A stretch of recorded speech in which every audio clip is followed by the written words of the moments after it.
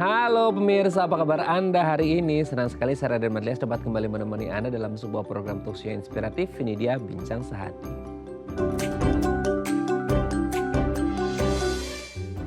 Kalau kita berbicara tentang lansia, lanjut usia, opa, oma kita, kakek nenek kita gitu ya. Pasti kita pikirnya aduh udah tua pasti ya namanya juga lansia ya. Pasti banyak hal ya, orang namanya lansia itu pasti mengalami yang namanya proses aging, betul nggak? Ya metabolismenya menurun, proses degeneratif, rentan mengalami penyakit juga ini menjadi salah satu ciri khas kalau kita berbicara tentang lansia. Meskipun banyak juga lansia yang tetap produktif dan sehat gitu ya, karena ini adalah manifestasi menjaga kesehatannya, tabungan kesehatan gitu ya dari muda. Tapi kalau kita berbicara lansia, ada beberapa kondisi kesehatan yang bisa saja terjadi pada lansia. Salah satunya adalah di organ vital kita, di penglihatan kita yaitu mata. Ya mungkin minus lah, ya mungkin inilah itulah segala macam. Nah hari ini kita akan membahas gimana sih cara yang tepat untuk merawat mata lansia. Nah ngomongin tentang mata, kita akan membahas terlebih dahulu ya beberapa mitos fakta seputar kesehatan mata kita. Kita lihat yang pertama pemirsa. Mata merah dan belekan menular lewat pandangan.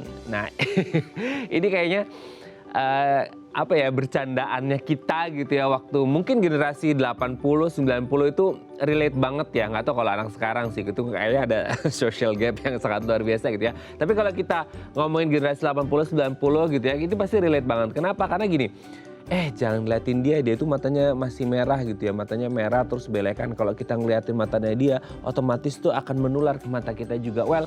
Mungkin kalau sekarang kita istilahnya wifi gitu ya, tapi apa bisa ya mata merah sama belekan itu kayak secara nirkabel gitu ya, transfer ke mata kita hanya lewat pandangan. Nah sebenarnya hanya karena pandangan aja, atau sebenarnya mungkin ini kan ada virus, bakteri, kuman dan lain sebagainya, gara-gara berpandangan dekat gitu ya, akhirnya karena dia ada angin atau udara yang terbang airborne gitu ya, nempel ke mata kita, nauzubillah gitu ya, akhirnya matanya juga ikutan merah dan juga belekan. Tapi ini sebenarnya mitos atau fakta ya, ini agak serem juga ya, tapi pastilah kita banyak yang relate ya, nggak boleh ngeliatin teman kita yang matanya merah dan belekan karena bisa menular. Ini serem banget ya. Kita akan bahas ini mitos atau fakta. Kita lanjut yang kedua pemirsa.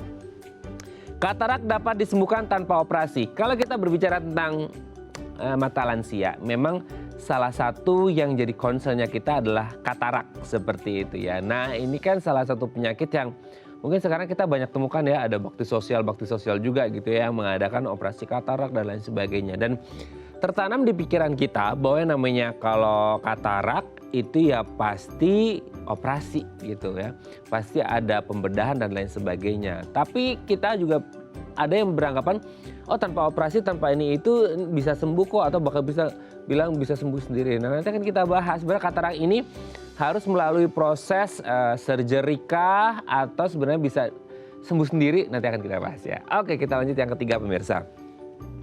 Donor mata dapat perbaiki seluruh kebutaan mata.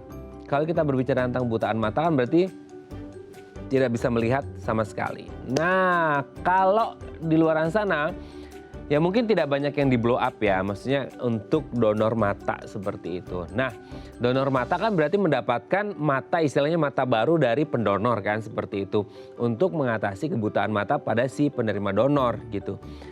Nah ini yang jadi pertanyaan kemudian, apakah masalah kebutaan yang terjadi pada yang menerima donor ini akan teratasi 100% sembuh dan bisa melihat secara full gitu ya, secara maksimal, atau sebenarnya ya tidak hanya bergantung pada mata si pendonor, tapi juga mungkin sarafnya, yang lain-lain sebagainya di dalam belakang matanya kita yang juga berfungsi itu masih bisa maksimal atau enggak. Meskipun dapat donor mata, tapi kalau fungsinya udah nggak maksimal juga nggak bisa mengatasi kebutaan 100% gitu ya. Nanti akan kita bahas ini mitos atau fakta. Kita lanjut yang keempat pemirsa. Air rebusan daun sirih untuk bersihkan mata. Aduh ya, ini kalau matanya lagi kayak aduh, ini tuh matanya kayak kelilipan atau nggak enak gitu ya. Yang kita lakukan dulu, nah ini relate lagi ya ke generasi 80-90an. Biasa seperti aku di kampung nih pemirsa ya, dulu tuh ada banyak ya tanaman daun sirih kan menjalar gitu ya. Terus kemudian direbus, nah tuh rebusannya kan agak-agak semi-semi hijau gitu ya, gitu. Bening-bening hijau lah gitu ya, agak sepet-sepet gimana gitu. Terus nggak tahu, mungkin akan berbeda aplikasi ke teman-teman di tempat yang lain ya. Itu kayak masukin bentar, Itu sensasinya luar biasa ya. Itu pedih banget. Well, kalau aku sih nggak pernah pemirsa, jujur nggak pernah. Karena ngeliatin orang gitu. Dan katanya itu perih banget, apalagi kalau matanya habis dikucek-kucek itu udah kayak, aduh itu perih banget. Tapi sebenarnya ini bisa membersihkan mata apa enggak sih? Atau aduh bahaya itu kalau lagi bersihin mata kena debu itu kan takutnya infeksi, kena ini aduh tambah bahaya lagi. Nanti akan kita bahas ya. Kita lihat yang terakhir pemirsa. Makan wortel untuk atasi kelainan refraksi. Kita ngomongin mata itu kan fungsinya untuk melihat. Well, melihat itu kan dimulai dari ada gambaran cahaya gitu. Ada cahaya, ada satu pantulan refleksi cahaya dari objek yang ada di depan kita masuk ke mata. Nah inilah yang disebut refraksi gitu ya. Nanti akan jadi apa. Tapi kalau kelainan refraksi adalah berarti ada kelainan dong. Maksudnya itu tidak, warnanya tidak terserap dengan baik, cahayanya tidak terserap. Jadi kesannya kayak buram dan lain sebagainya. Nah, apakah wortel menjadi satu cara untuk mengatasi refraksi? Nah, oke, itu tadi beberapa mitos fakta seputar mata dan kami akan membahasnya saat lagi. Tetap bersama kami di Bincang Sehati.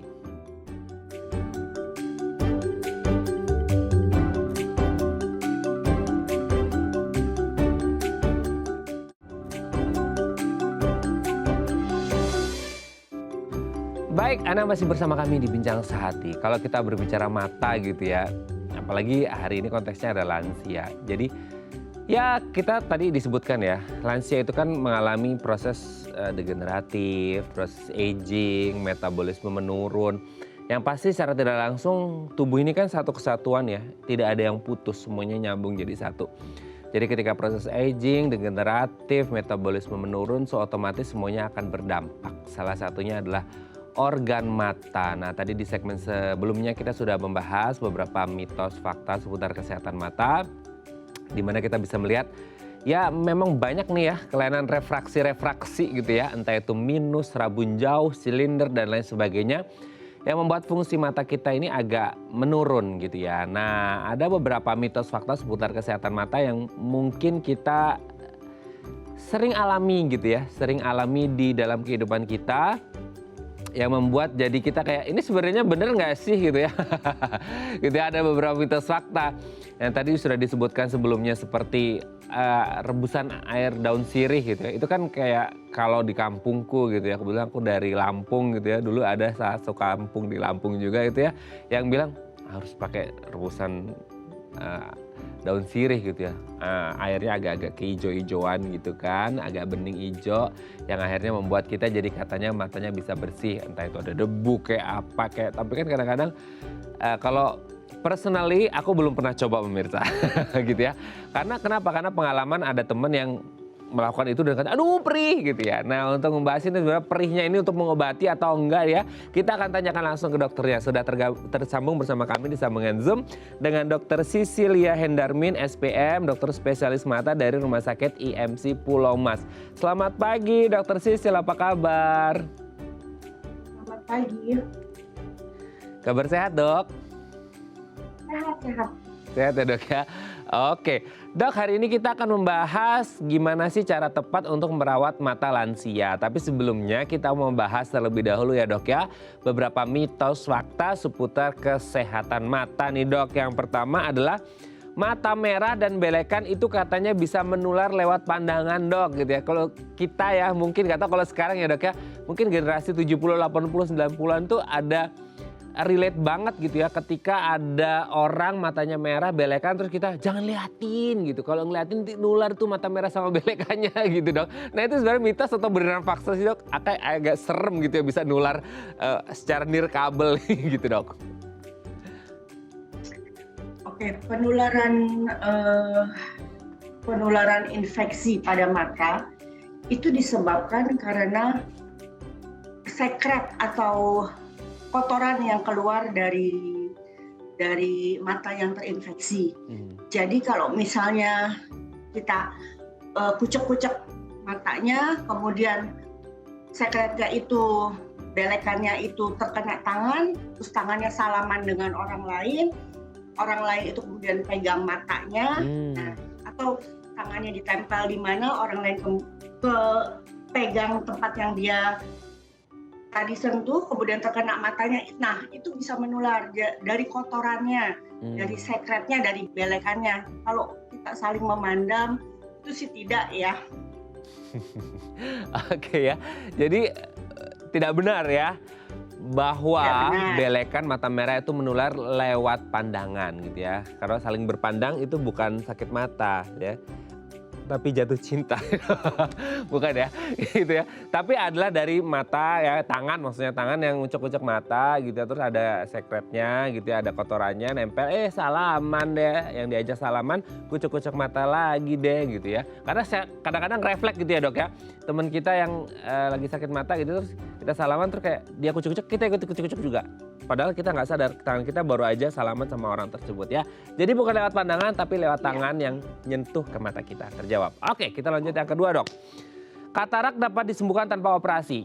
Kita sering lihat ya dok ya, selama ini tuh ada ya entah di rumah sakit atau di mana lah gitu, ada bakti sosial, operasi mata untuk yang katarak gitu segala macam. Nah sebenarnya orang bertanya-tanya, sebenarnya katarak itu hanya bisa disembuhkan dengan operasi atau ada yang bilang nggak perlu operasi juga bisa sembuh kok gitu. Gimana tuh dok? Katarak bola mata kita itu pada dasarnya sama seperti kamar ya, dengan pintunya. Pintunya itu adalah lensa.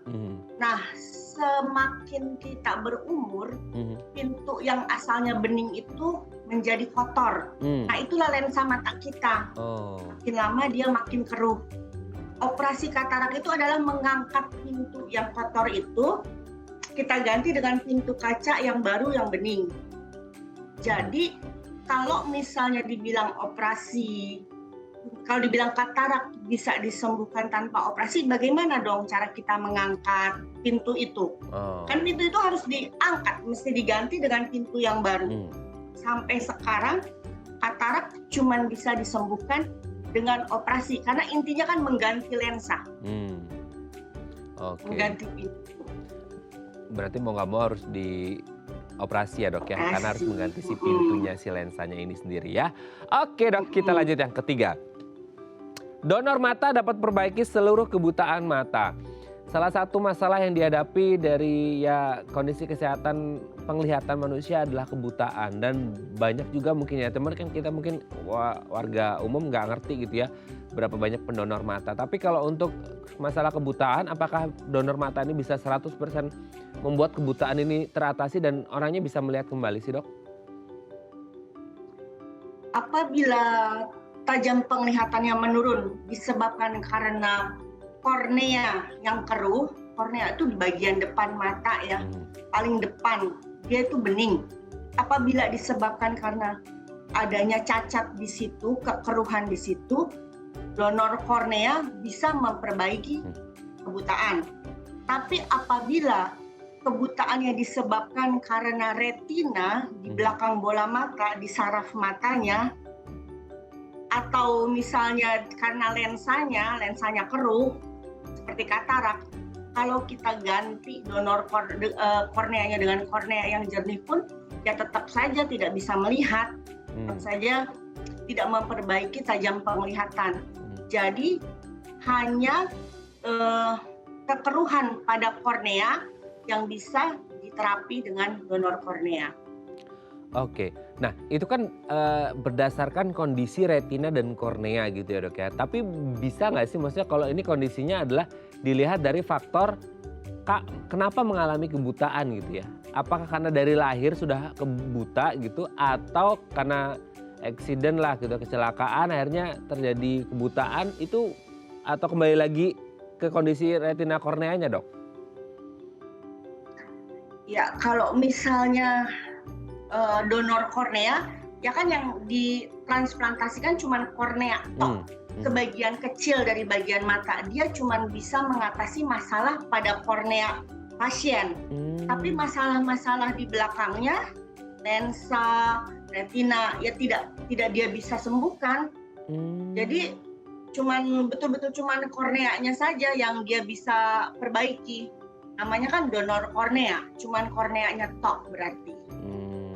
Oke ya. Jadi memang harus memikirkan bagian-bagian yang lain gitu ya, tidak hanya korneanya aja, retinanya aja, lensanya aja dan lain sebagainya gitu ya dok ya. Oke dok, kita lanjut yang keempat. Nah ini juga banyak dok, air rebusan daun sirih katanya bisa ngebersihin mata, sementara personally aku juga pernah lihat temanku melakukan itu dan katanya kebersihan. Aku perih gitu katanya dok. Nah gimana tuh dok? Sampai saat ini sih ya, untuk penyembuhan mata merah yang disebabkan karena infeksi, kita menggunakan antibiotik. Disebabkan karena alergi, kita berikan anti alergi.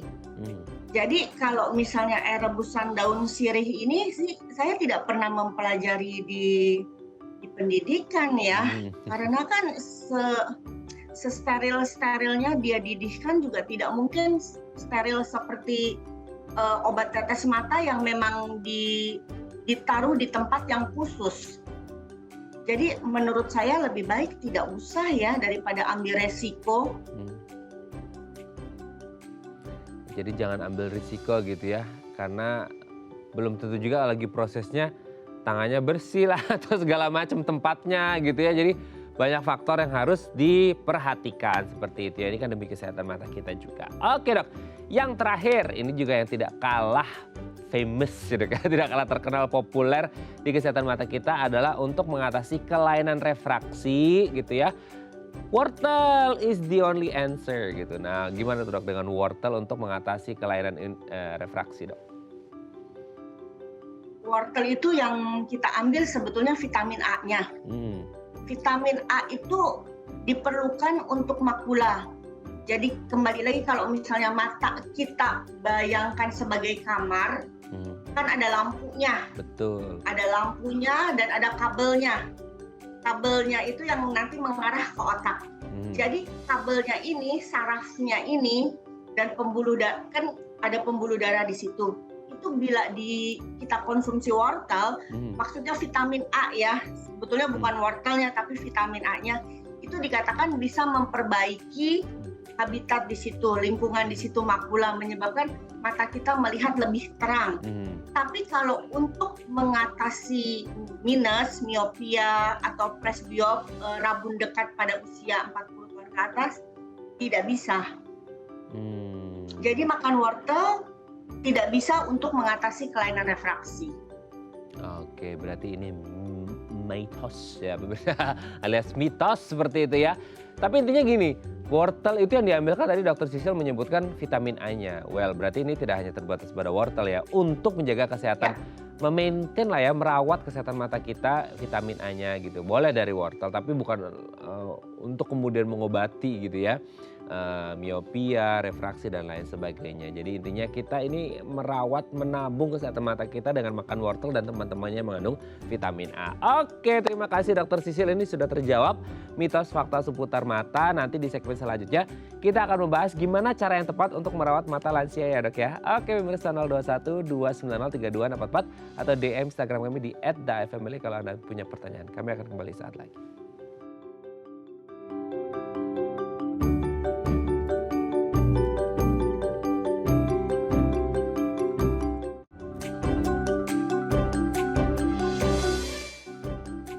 Baik, karena masih bersama kami di Bincang Sehati, kita masih membahas sama kita hari ini gimana sih cara merawat mata lansia dengan tepat ya. Karena kalau ngomongin lansia ini kan agak rentan gitu ya terhadap segala macam gangguan kesehatan terutama mata. Nah kalau Anda punya pertanyaan seputar tema kita hari ini boleh di 021 290 3244 atau di Instagram kami di @dafmily. Kita masih bersama dengan Dr. Sisilia Hendarmin SPM, dokter spesialis mata dari Rumah Sakit IMC Pulau Mas. Dok, kita lanjut lagi ya dok ya.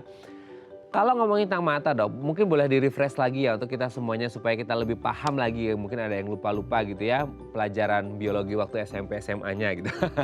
Ya, di mata kita ini ada bagian-bagian apa aja sih dok? Kan tadi sempat ya di segmen sebelumnya ada kornea, retina, lensa, segala macam gitu ya. Boleh dijelasin nggak sih secara singkat apa saja bagian-bagiannya dan fungsinya sampai akhirnya oh aku melihat di depanku ini ada kamera gitu. Jadi kayak oh ini objek dan bisa langsung masuk ke mataku dan aku mengidentify ini sebagai kamera gitu dok. Pertama-tama organ mata kita bagi dua ya, anterior dan posterior. Yang anterior itu yang bisa kita lihat dengan mata kita sekarang. Pertama adalah kornea. Kornea itu berbentuk seperti kubah, seperti bola dibagi dua, dan dia bening. Itu adalah bagian paling depan dari mata kita. Di belakang kornea itu ada cairan, namanya humor aqueous. Nah, di belakang humor aqueous itu ada lagi lensa. Lensa itu dikelilingi oleh iris. Iris ini yang kalau pada orang Asia biasanya warna hitam, coklat. Kalau pada orang Caucasian biasanya warna biru, hijau, begitu. Nah, itu adalah bagian anterior di depan yang biasanya bisa kita lihat dengan mata telanjang. Bisa kita lihat dengan mikroskop yang ada di poli mata. Kemudian ada pula yang bagian belakang. Bagian belakang ini mulai dari lensa bagian belakang sampai saraf mata. Isi bola mata kita yang di tengah itu adalah vitreus seperti yang ada di gambar itu. Nah, itu vitreus. Dan yang melingkupinya itu namanya sklera bagian putihnya. Di bagian belakangnya lagi ada saraf nervus 2. Itu adalah saraf yang langsung terhubung ke otak. Dan ada pembuluh darah di belakang itu. Nah, bagian yang posterior ini bisa juga kita lihat menggunakan alat khusus. Seperti itu. Jadi cahaya datang mulai dari kornea, dia melalui humor aqueous, dia melalui lensa, dia mengenai vitreus, dia kena ke retina, di pusatnya di makula, kemudian dihantarkan ke otak lewat nervus saraf optikus. Jadi otak kita yang menerjemahkan impuls listrik yang kita terima di mata menjadi gambaran yang utuh di otak. Wow, ini sangat canggih sekali ya ciptaan Tuhan ya dok ya. Gitu ya, dari cahaya aja gitu terus masuk tuh sampai ke otak, sangat luar biasa, makanya harus dijaga dengan baik-baik. Nah, kalau dari beberapa bagian tadi yang disebutkan dok, kalau kita berbicara gangguan kesehatan, ya kalau sehat sih ya alhamdulillah ya, itu harapan kita semuanya. Tapi kan pasti ada saja gangguan kesehatan mata. Nah, di bagian mana sih dok dari anatomi mata tadi yang disebutkan oleh dokter yang paling rentan mengalami gangguan kesehatan? Apakah memang yang bagian terluar atau bagian depan gitu? Atau sebenarnya nggak juga bagian dalamnya yang tidak terlihat oleh mata gitu pun itu bisa menjadi lebih rentan dibandingkan yang bagian terluarnya gitu dok? Kalau misalnya mau dibilang bagian mana yang paling rentan terkena penyakit, ya tentu saja bagian depan. Karena dia kan langsung berhubungan dengan dunia luar ya. Terkena angin, debu, seperti itu. Kemudian kalau misalnya ada orang yang infeksi, kita kucek-kucek mata bisa kena. Seperti itu sih. Kalau misalnya dibandingkan depan dan belakang, tentu saja bagian depan yang pertahanan pertama lebih sering terkena infeksi daripada yang bagian belakang. Oke, itu bagiannya yang depan paling luar itu yang paling rentan gitu ya. Nah, kalau ngomongin gangguan kesehatan sebagai spesialis mata, pasti kan dokter sering menemui kasus kesehatan mata di Indonesia lah katakanlah. Skupnya kita berbicara di Indonesia terlebih dahulu, negara tropis yang mungkin debu lah gitu ya, asap lah segala macem, panas gitu kan. Jadi kayak membuat mata itu jadi kayak ya rentan gitu ya. Sampai kita harus pakai kacamata khusus lah, anti radiasi, anti ultraviolet dan lain sebagainya gitu. Tapi kalau menurut pandangan dokter, yang sering terjadi di gangguan kesehatan mata orang-orang Indonesia ini apa sih dok? Yang paling sering saya temui di poli mata tentu saja mata merah ya. Mata merah, mata gatel, juga gangguan penglihatan, maksudnya kabur. Oke, seperti itu ya, mata merah ya. Berarti benar ya tadi kita ngomongin mata merah di segmen sebelumnya dok ya. Gitu ya. Oke, tapi jangan percaya dengan pandangan ya. Bukan, itu mitos. Oke, dok, kalau kita berbicara tentang kesehatan mata, ya lagi-lagi setiap orang pingin matanya sehat. Tapi kan kalau kita ngomongin lansia ya, sesuai tema kita hari ini, ya kita tahu lah ya, lansia kan mengalami proses degeneratif lah, ya proses aging, metabolisme menurun dan lain sebagainya. Secara tidak langsung mungkin akan berdampak pada kesehatan mata kita gitu ya. Itu mata kita belum lansia ya, maksudnya mata lansia gitu ya dok ya. Nah sebenarnya penurunan seperti apa sih dok? Maksudnya hubungan antara lansia dengan mata itu memang berpengaruh ya dok ya? Iya, ada satu penyakit yang mau nggak mau setiap orang yang berusia umur 40 tahun mulai hadapi, yang namanya presbiopia atau kelemahan untuk melihat dekat. Begitu kita umur 40, biasanya otot-otot akomodasi mata sudah mulai melemah. Itu makanya setiap orang biasanya dia butuh kacamata baca. Itu satu. Kedua, katarak ya. Katarak itu dimulai sebetulnya di umur 40-an. Akan tetapi manifestasinya biasanya di umur 60-an ke atas. Kemudian ada juga penyakit yang berhubungan dengan umur, memang dengan penyakit-penyakit degeneratif yang diagnosanya disebut dengan age-related macular degeneration. Jadi kalau misalnya mata itu seperti kamar, lampunya ini dia mulai redup. Mulai meredup memang karena umur, age-related generation, macular degeneration. Itu nggak ada yang bisa kita lakukan kalau misalnya memang age-related. Tapi kalau seperti katarak, presbiopia, masih bisa kita bantu dengan operasi, atau kalau presbiop dengan kacamata. Seperti itu. Oke, penurunan fungsi mata pada lansia ini kan tadi dokter menyebut beberapa ya gitu ya. Faktor apa sih dok yang biasanya paling berpengaruh gitu ya? Kalau proses degeneratif udah nggak perlu dibilang ya dok, karena itu pasti semua orang pasti akan mengalami kan. Mau tidak mau usia 40 plus itu pasti orang udah mulai ada ya keluhan sana sini. Tapi sebenarnya kan kita ngomongin kesehatan mata kan tidak hanya bahasa Jawanya itu sak-desaknyet gitu ya dok ya, yang terjadi sekarang akan mengaruhi mata sekarang. Pasti kan ini manifestasi tabungan gitu ya, tabungannya baik atau buruk nih dari masa mudanya gitu. Faktor apa aja yang membuat akhirnya di kesehatan mata lansia ketika umurnya sudah 40 plus atau 50 plus gitu ya, itu mengalami penurunan dok? Pada beberapa kasus, katarak itu biasanya dipercepat oleh seringnya kita terpapar dengan sinar matahari. Jadi kalau waktu masih mudanya dia banyak sekali melakukan aktivitas di luar ruangan tanpa menggunakan pelindung seperti topi atau kacamata, biasanya kataraknya muncul lebih cepat.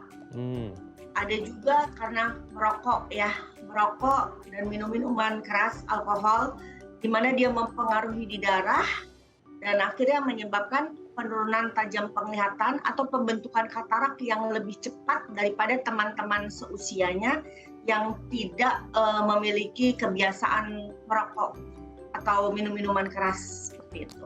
Nah, tuh ya pemirsa ya, minum minuman keras dan merokok ini bisa menyebabkan kerusakan mata, berbahaya bagi mata. Tidak hanya mata, tapi juga berbahaya bagi mata pencaharian juga ya dok ya. Gitu. Oke dok, nanti kita lanjut lagi di segmen selanjutnya ya dok ya. Oke pemirsa, 021-290-3244 atau DM Instagram kami di @daifamily kalau Anda punya pertanyaan. Kami akan kembali sesaat lagi.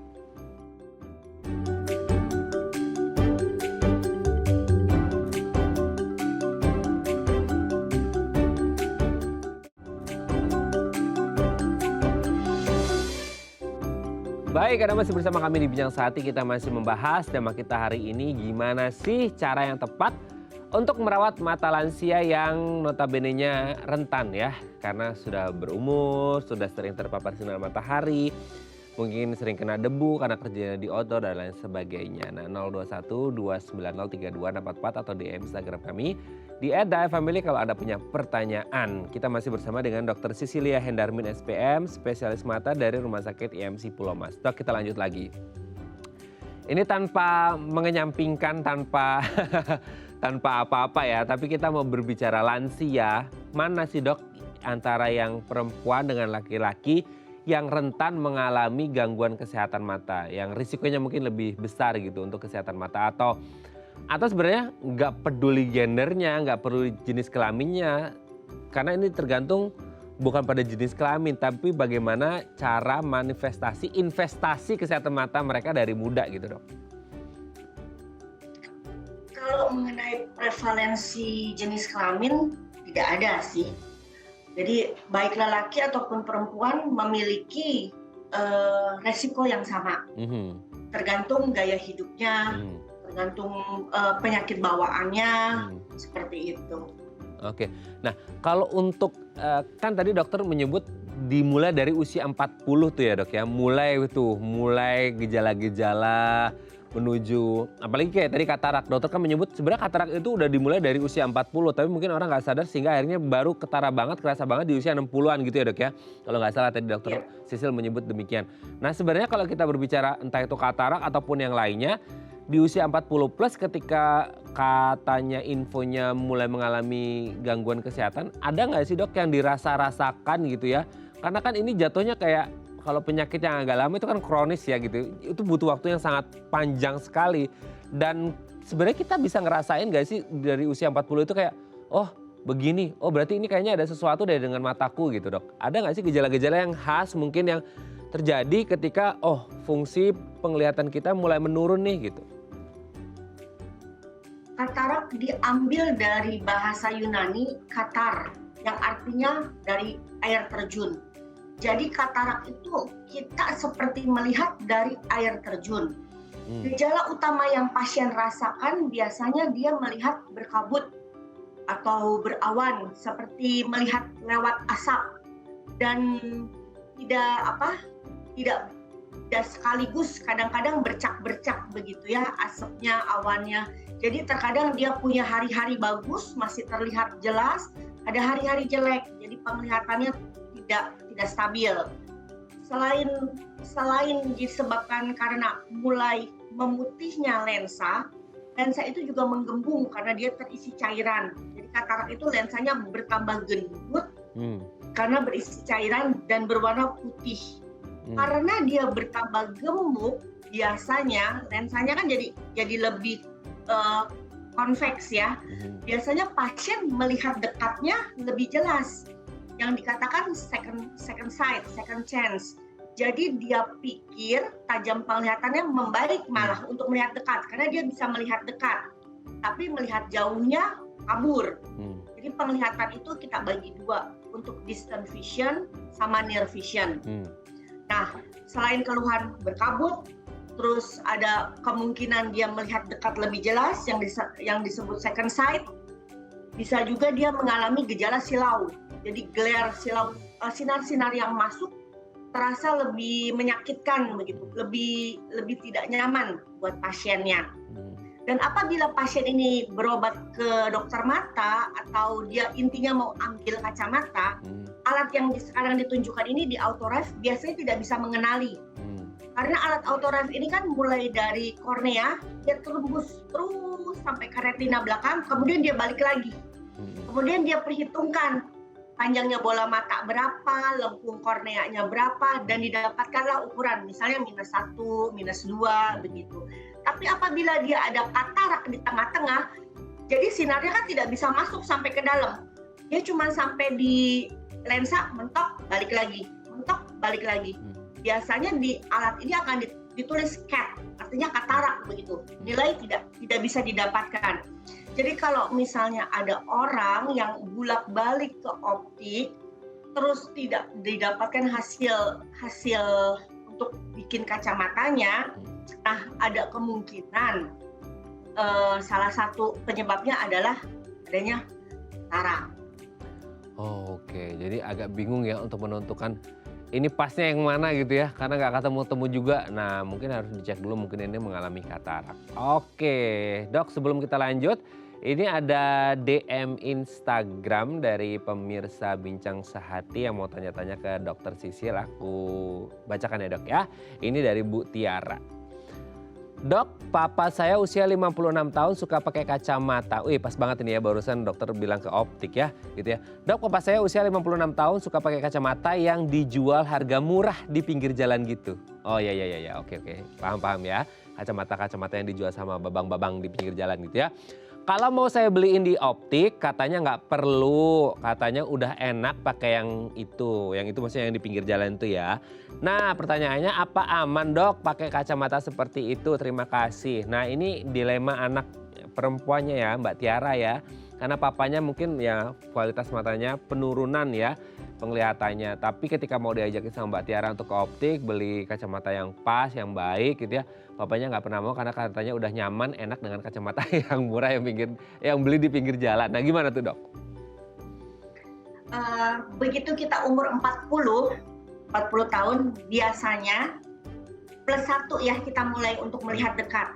Tapi apabila pasien ini sebelumnya adalah -1 plus 1 jadi 0 kan. Jadi dia tidak butuh kacamata untuk melihat dekat. Nah, sekarang kalau papanya Mbak Tiara ini waktu mudanya di bawah umur 40 tidak membutuhkan sama sekali kacamata untuk melihat jauh, tidak ada minusnya, berarti begitu dia umur 40 langsung plus 1. Nah, memang itu ada aturannya.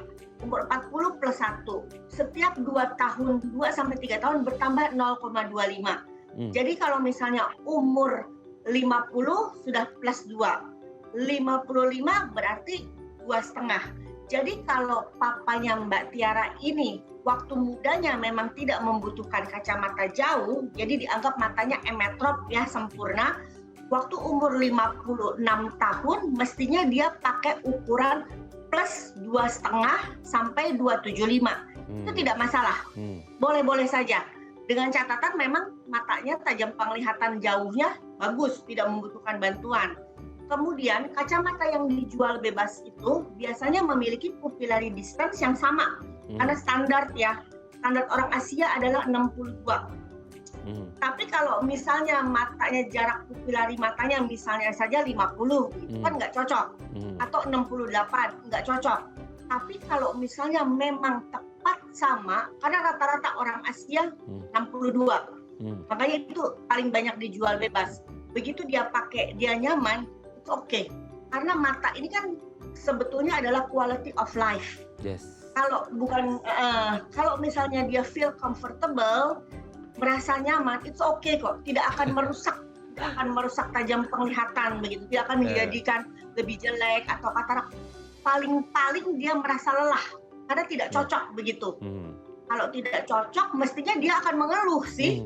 Ini nggak nyaman gitu loh. Kalau dia selama ini tidak mengeluh, saya pikir it's okay lah, nggak apa-apa. It's okay ya. Oke, terjawab ya Mbak Tiara ya. Selama papanya nyaman, enak pakai kacamata yang beliau pakai sekarang ya nggak masalah ya. Kecuali kalau beliau udah mulai pusing-pusing, komplain, aduh ini nggak. Tapi kayaknya tadi kalau ngelihat apa yang disampaikan Mbak Tiara, kayaknya papanya fine-fine aja ya, comfort aja dengan kacamatanya ya. Semoga sehat selalu ya untuk Mbak Tiara dan papanya. Terima kasih. Dok, kita lanjut lagi. Tadi kan dokter kayaknya sempat nyebut kalau ininya minus dia akan berkurang. Nah ini juga aku juga sempat dengar dok, maksudnya ketika mudanya ada minus berarti tuanya akan terus berkurang gitu ya dok ya, termasuk juga dengan plusnya juga atau gimana tuh dok? Jadi minus atau miopia ini kan disebabkan karena bola mata kita yang lebih panjang daripada orang normal gitu ya. Kalau presbiopia itu disebabkan otot akomodasi kita melemah. Begitu kita umur 40, standarnya umumnya otot akomodasi itu membutuhkan plus 1 untuk konsentrasi membaca dekat. Jadi apabila dia jauhnya itu -1 plus 1 kan jadi 0. Jadi untuk membaca dekat dia copot kacamata lebih nyaman. Karena udah 0 kan. Tapi kalau misalnya dia -2, begitu dia umur 40 kan -2 tambah 1 jadi -1. Nah, untuk membaca dekat dia butuh -1 bukan plus 1. Makanya untuk pasien-pasien yang menggunakan kacamata minus di umur 40 ada baiknya konsultasi ke polimata, ke dokter mata. Tidak bisa ambil kacamata bebas seperti papanya Mbak Tiara tadi. Kalau dia memang penglihatan sempurna, 0, tidak ada minus, tidak ada astigmatisme, begitu dia umur 40, dia bisa tuh pakai kacamata yang plus 1 yang dibeli di pinggir jalan seperti yang Mbak Tiara bilang gitu, it's okay. Nanti begitu dia 2 tahun lagi tambah 1,25, umur 45 1,5, terus sampai puncaknya di umur 60 plus 3 dengan catatan jarak baca 30 cm. Karena orang kan jarak baca beda-beda ya. Itu kan mengenai ada yang demen baca kurang 20 cm, ya seperti itu gitu. Dengan asumsi jarak baca 30 cm semua kita pakainya plus 1 di umur 40 bertambah 0,25 dioptri per 2-3 tahun dan puncaknya di umur 60 tahun 3 dioptri. Oke ya, semoga nanti ketika kita lansia, aku lansia, ini ya dok ya, sehat terus matanya dok ya. Karena kadang-kadang lihat, sering lihat bapak-bapak, ibu-ibu tuh kalau baca kadang dideketin, kadang dijauhin gitu ya. Ya itulah ya investasi kesehatan mata dari muda ya. Oke dok, kita akan lanjut lagi di segmen terakhir nanti ya dok ya. Kita akan membahas tips untuk menjaga kesehatan mata lansia ini seperti apa. Oke pemirsa 021 290 3244 atau DM Instagram kami di @dafamily. Kalau Anda masih punya pertanyaan, kami akan kembali saat lagi.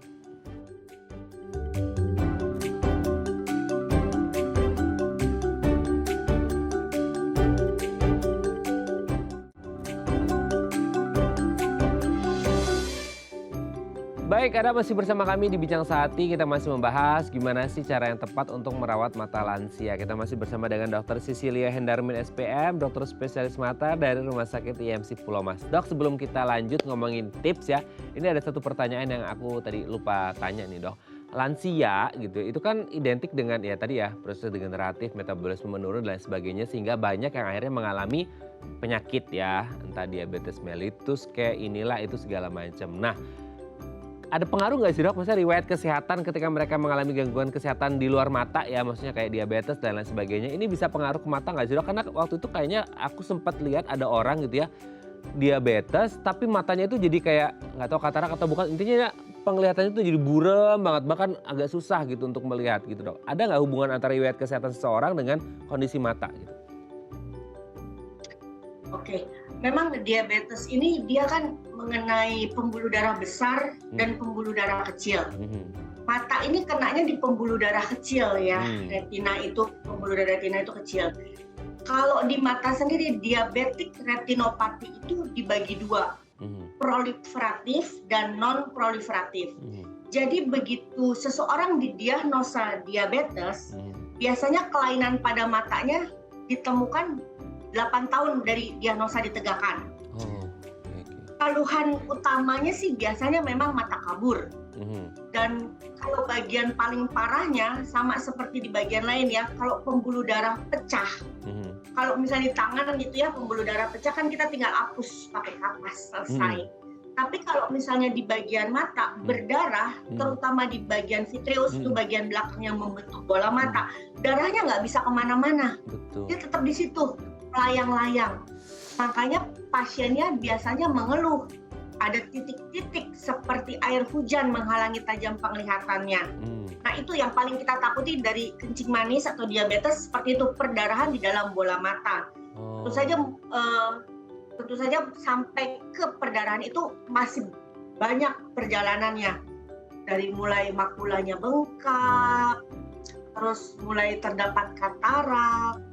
Tapi dari semua komplikasi diabetes yang paling kita takutkan adalah adanya perdarahan vitreus yang menyebabkan tajam penglihatan sangat-sangat terganggu.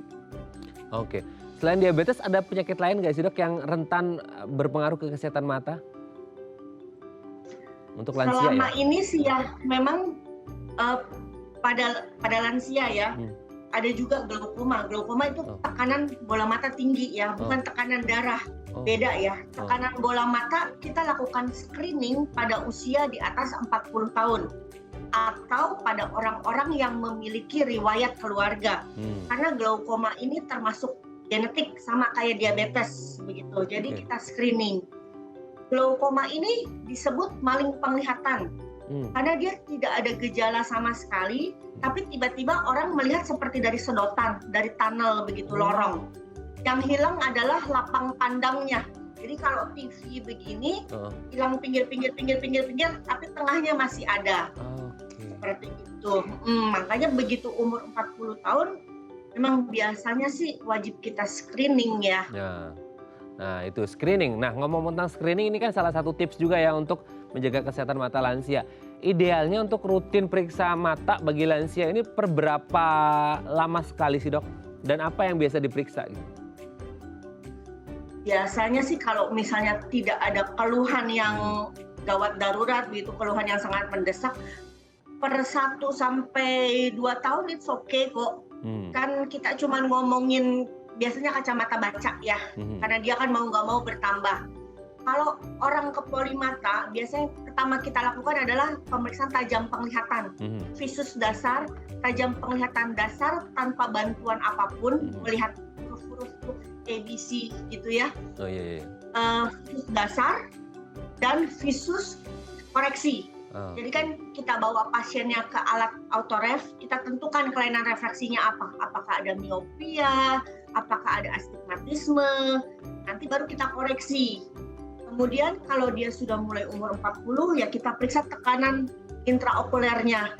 Jadi dengan alatnya itu miokornea begitu. 1 sampai 3 kali kita ambil rata-ratanya. Terus memang kalau dilihat di slit lamp mikroskop kan biasa kita melihat anterior ya, bagian anterior mata. Itu yang standarnya. Itu untuk yang umum dok, tapi kalau untuk yang udah mulai ada keluhan-keluhan di mata, idealnya nggak nyampe 1-2 tahun dong dok berarti, atau disesuaikan? Enggak, Mas. Kalau misalnya sudah ada keluhan, kita terapi sesuai keluhannya. Apabila ditemukan tekanan intraokuler yang meningkat, mau nggak mau per 1 bulan dia harus kontrol dulu. Kita mau lihat efektivitas obat. Kalau misalnya ternyata obatnya efektif untuk menurunkan tekanan bola matanya sekitar 20-30%, berarti satu obat itu kita bisa teruskan sampai 3-6 bulan. Tapi apabila satu obat itu tidak efektif dalam waktu 1 bulan, kita ganti jadi 2 obat. Kita kontrol lagi 2 bulan. 2 obat tidak efektif, kita ganti 3 obat. 3 obat tidak efektif, baru operasi kita jadikan pilihan terakhir. Tergantung kasus, jadi setiap orang adalah unik. Oke. Jadi tergantung kasus ya, kondisinya seperti apa, harus segera rutin dan disiplin untuk memeriksakan matanya.